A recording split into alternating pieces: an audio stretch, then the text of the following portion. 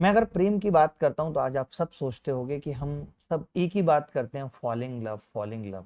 यही गलत है, पता है, प्रेम में गिरना ही गलत है। तो जो फॉलिंग इन लव मतलब प्रेम में गिर गए, गिरने का मतलब क्या है कि हमने एक दूसरे को अपनी बंदिशों में जकड़ दिया।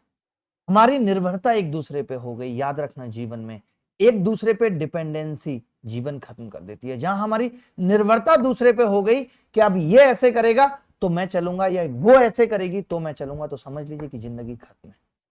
आप देखना, इस प्रेम के अंदर भी मैं कहता हूं कि फॉल इन लव ना हो के अगर बीइंग इन लव है, प्रेम में हो जाएं अगर हम, तो शायद जीवन सार्थक हो सकता है। ऐसे समझ लीजिए कि जब दो लोग प्रेम में उतरते हैं तो वो ऐसा होना चाहिए जैसे एक बिल्डिंग के खंबे, पिलर।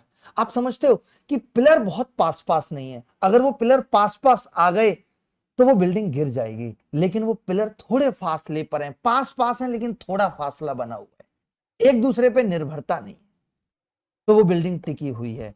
हम बस यही गलती प्रेम में करते हैं कि प्रेम में क्या होता है कि दो और दो लोग मिल करके वो जो एक बन जाते हैं ना, वो अपना एक पैर एक दूसरे में बांध लेते हैं। अब जब साथ चलेंगे तो दिक्कतें हैं, और वही आज हम सबके जीवन में हो रहा है, क्योंकि हम सब फॉलिंग इन लव है, हम प्रेम में पड़ चुके हैं।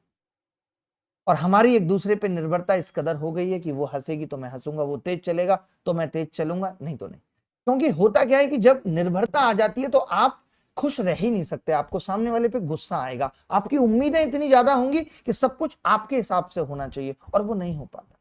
प्रेम ऐसा होना चाहिए कि बीच में एक नदी बह रही है, तुम उस पार हो मैं इस पार हूं, ये मिलन है। जब तुम बुलाओगी मैं चला आऊंगा, लेकिन कब? जब मेरा मन होगा।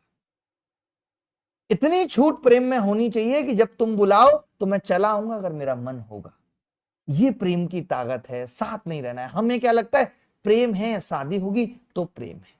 मैं कहता हूं प्रेम एक तरफा ही होता है। जो लोग दो तरफा प्रेम की तलाश में है तो समझ लो कि वो किसी बिजनेस की तलाश में है। प्रेम बिजनेस नहीं है। प्रेम, मैं पहले भी कहता हुआ आया हूं, आत्मा का निस्वार्थ समर्पण है। प्रेम एक एहसास है जो दिमाग से नहीं दिल से होगा, जिसमें बहुत सारे अलग अलग विचार हैं। प्रेम ऐसे समझ लीजिए कि स्नेह से लेकर खुशी की ओर धीरे धीरे बढ़ता है, और हमारा प्रेम कैसा है कि बहुत सारी खुशी से नीचे नीचे गम की तरफ बढ़ता है। लोग कहते हैं प्यार होता है जिंदगी बदल जाती है, लेकिन जिस प्यार में हम हैं उससे जिंदगी बिखर जाती है, बदलती नहीं। हम बंधन को प्रेम समझ रहे हैं, हम इस चीज को प्रेम समझ रहे हैं कि अब आज से सामने वाला सब कुछ मेरी तरह करेगा। ये नौकरी नहीं है जिसमें तुम बॉस हो और सामने वाला एम्प्लॉय, ऐसा नहीं हो सकता। यहां समानता खत्म हो जा रही है। इस सब चीजों पे और भी हम बहुत सारी बातें करेंगे, बहुत सारी चीजों को जानेंगे। प्रेम, प्रेम मीरा का था, प्रेम सुदामा का के लिए भगवान श्री कृष्ण का था, प्रेम राधा का था, जहां शादी उनकी कभी हुई नहीं, लेकिन प्रेम था। हम शायद प्रेम को भूल गए। इसके बाद भी एक आता है कि बी इन लव, प्रेम में हो जाना। यानी हर एक चीज, प्रेम का मतलब ये नहीं है कि स्त्री है तो पुरुष से होगा, पुरुष है तो स्त्री से होगा, भाई बहन का प्रेम, पड़ोसी से प्रेम, पड़ोस के बच्चों के लिए प्रेम, हर एक चीज जो हम इस्तेमाल कर रहे हैं उससे प्रेम हो जाए जिस वक्त, तो समझ लीजिए कि फिर जीवन का आनंद ही अलग है, फिर जिंदगी के सारे डर खत्म हो जाते हैं। हम जिस प्रेम की बात कर रहे हैं, जो हम दिल से कर रहे हैं, कुछ दिमाग से कर रहे हैं, फिर दिल से कर रहे हैं, लेकिन प्रेम असली वो है जो हम आत्मा से कर रहे हैं।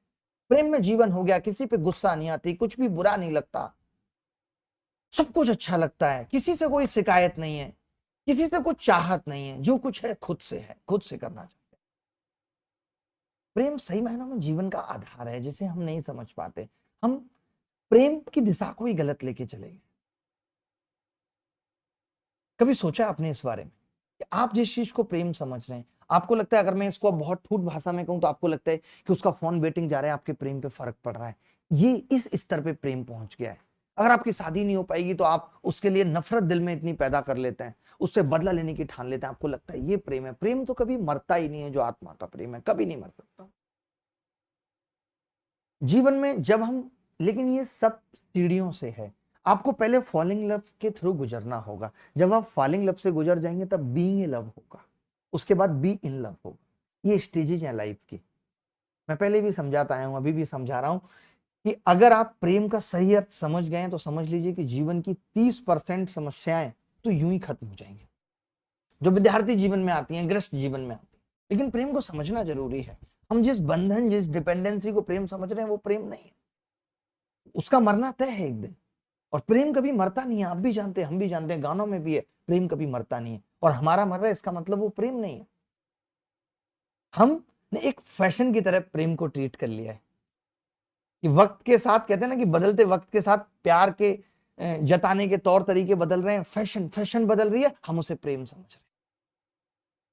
पहले लोग प्यार में महीनों, आपने सुना होगा पंकज त्रिपाठी का एक डायलॉग आपने सुना होगा कि उन्होंने 2 साल 3 साल इंतजार किया। पहले ये होता था कि गांव में लोग जाते थे, कोई शादी में मिल गया और उसके लिए सोच लिया कि हमें इससे प्रेम है या, और बस उसके बाद 2-3 साल मिलना भी नहीं हुआ, लेकिन उसके मन में सपने सजाए जा रहे हैं। आजकल का प्रेम ये है कि अगर हमने आज उसकी शुरुआत की तो कल रिजल्ट चाहिए।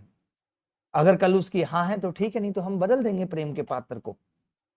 ये प्रेम की परिभाषा है आपके लिए। जिस दिन प्रेम हो जाएगा तो जीवन की सारी समस्याएं खत्म हो जाएंगी। प्रेम हो जाएगा तो नौकरी की चिंता खत्म हो जाएगी। किताबों से प्रेम हो जाएगा, नौकरी अपने आप लग जाएगी।